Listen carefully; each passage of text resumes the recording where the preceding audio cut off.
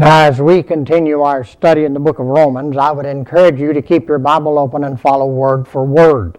We are ready to begin in chapter 2. And for this session, we will be going through from chapter 2, verse 1 through chapter 3, verse 20. Now, the reason for such a long portion is this. Chapter 2 is not very long, plus the fact there's not much to be explained more than just an interpretive reading because it is very simple.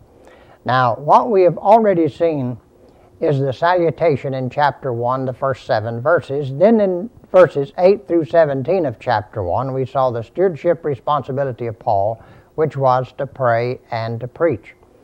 And then in 1:18 through 3:8, we are seeing the world is on trial before God.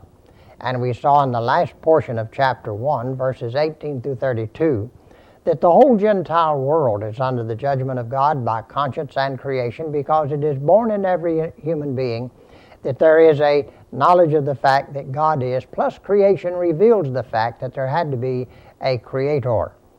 Now, furthermore, we find that when these people had a knowledge of God, they did not like to retain a knowledge of God in their mind, so God turned them over to that disapproving mind to do the things that were obscene, out of form, disgraceful, and they were involved in all sorts of sins, as we see happening with mankind even today.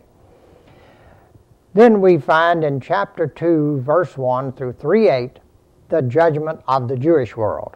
Now, in the beginning of chapter 2, it may not be as obvious to you to begin with that this is the Jew that's under judgment, but it is. For he says in verse 17, "Behold, thou art called a Jew, and restest in the law."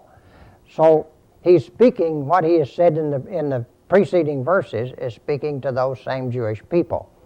Now notice with me as we begin in chapter 2, verse 1, and down through 3:8, we're seeing the Jew is under the judgment of God. Now, first of all, in the first 16 verses of chapter 2, we see that the self-righteous Jew is condemned by the Mosaic law. The law itself is what condemns them.